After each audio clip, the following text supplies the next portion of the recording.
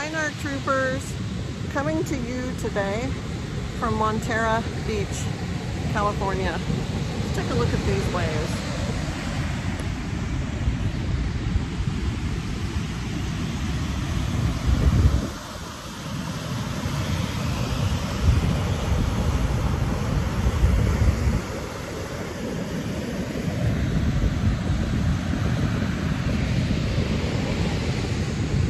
So what I want to talk to you about today is trauma, because trauma comes in many sizes and shapes.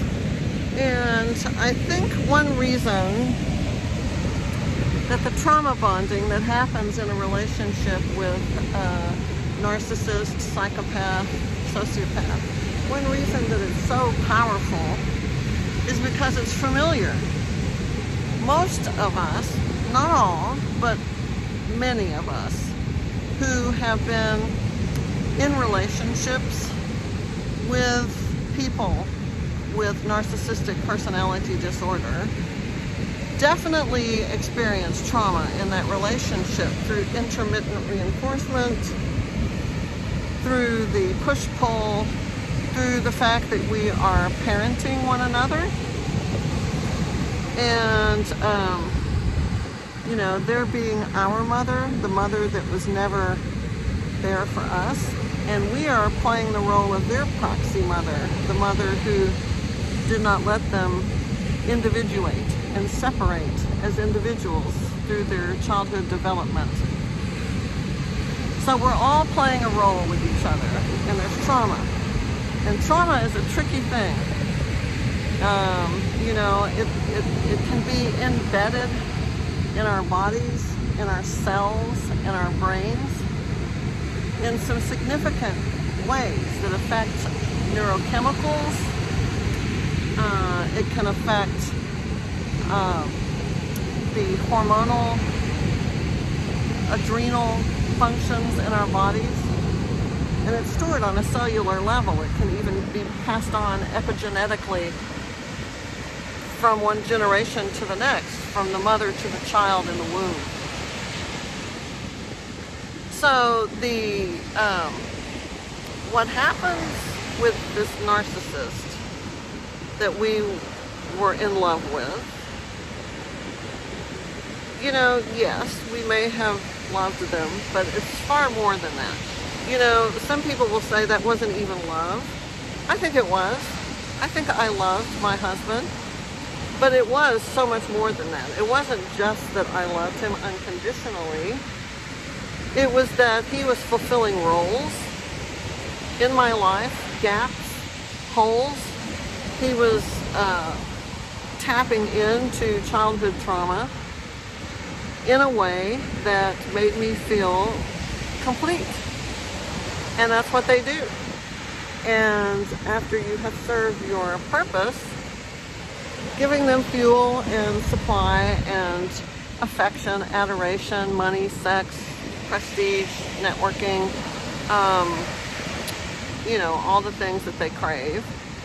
You know, after they have depleted you in that way, and you know, they've done so many crazy, messed up stuff that you really, you know, it sticks with you. You can't quite adore them the way you once did. You can't quite be as affectionate as you once were. Of course you can't, because they've done some really messed up stuff to you. So then you don't serve any purpose, and it's all about what they can get from you, because they are opportunists. They are predators who are feeding off of you. So they're going to move on. They're going to discard you and find fresh meat, so to speak.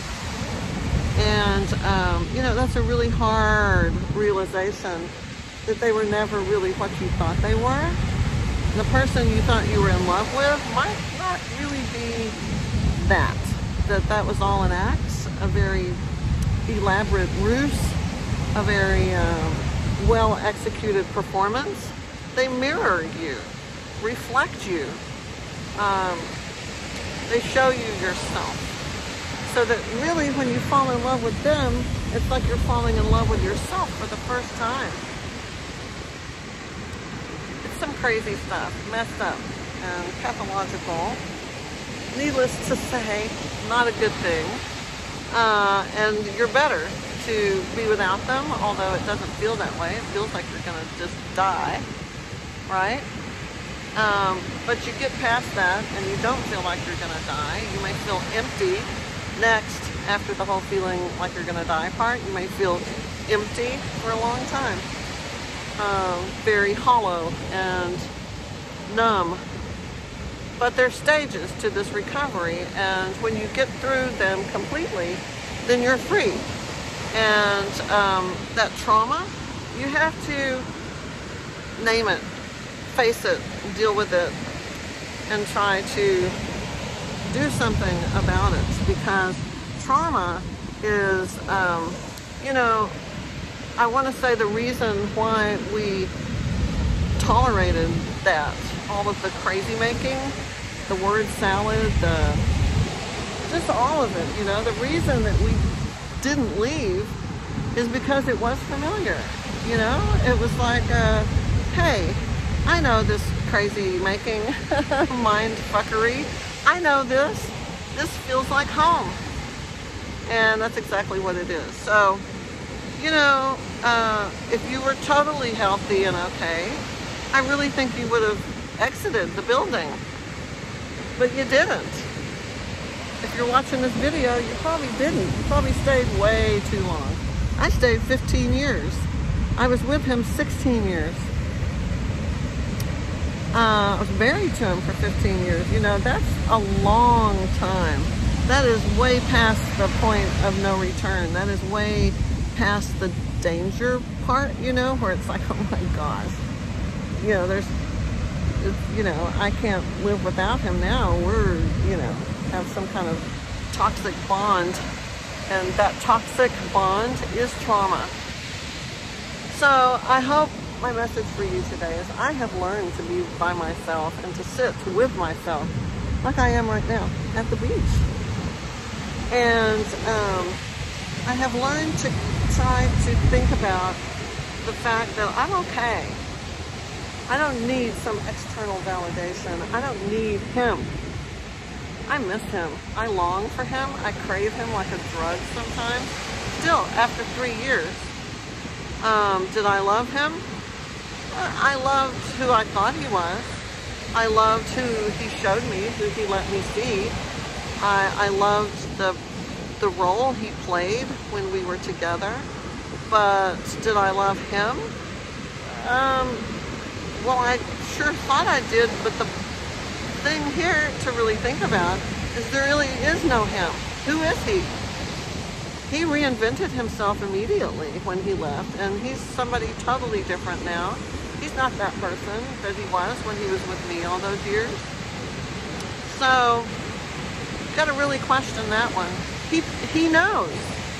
I think a lot of them, many of them, know that there's something wrong with them. They know that they don't know how to feel the way you do, to love the way you do. They know that. They know that they're a different beast.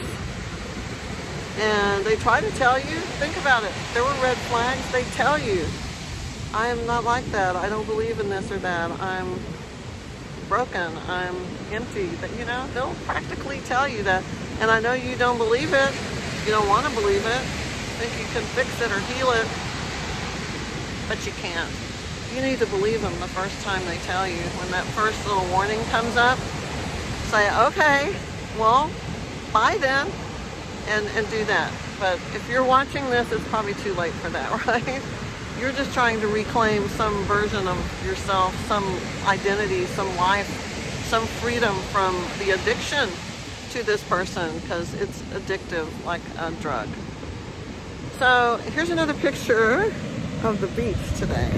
Montara Beach. Look at that, lots of fog. I'm here with my family. I'm blessed to be here with my family. I don't have much family. I just have my children, and one of them is visiting. What a wonderful, wonderful thing. So we got to think about those wonderful things, those blessings. The people who do love us, who see us, who know us. Maybe they find fault with us. Maybe sometimes they don't like us. Maybe they hold our feet to the fire and want us to be better or do different. And maybe they're difficult, I don't know.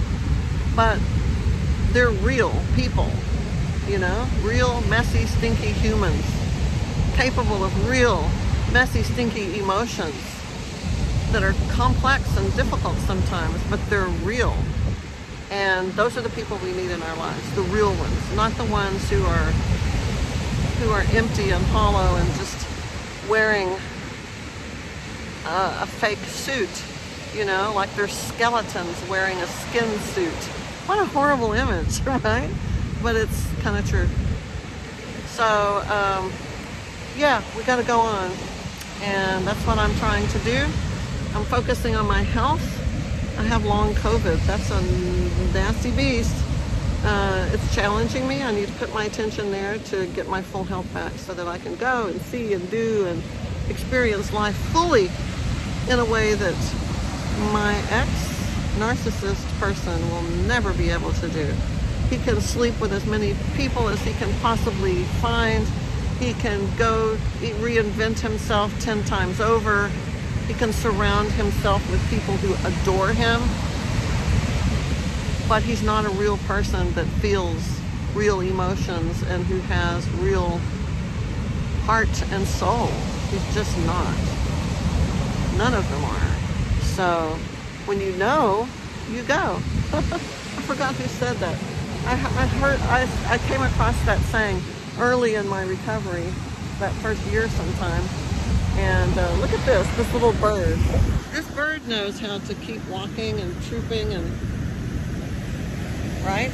Going down the beach. He knows how to navigate, going out there to the edge of the water. That's how we need to be, guys. Just keep going, one foot in front of the other. One pretty little bird foot in front of the other. Find joy in the simple things and celebrate the people who are real. And for the ones who aren't, for the ones who can't love you and can't love themselves and can't love anybody ever, ever, never, let them go. Can't help them. Can't. All right, so that's it. Namaste. Peace out. All that stuff. I love you all. Bye.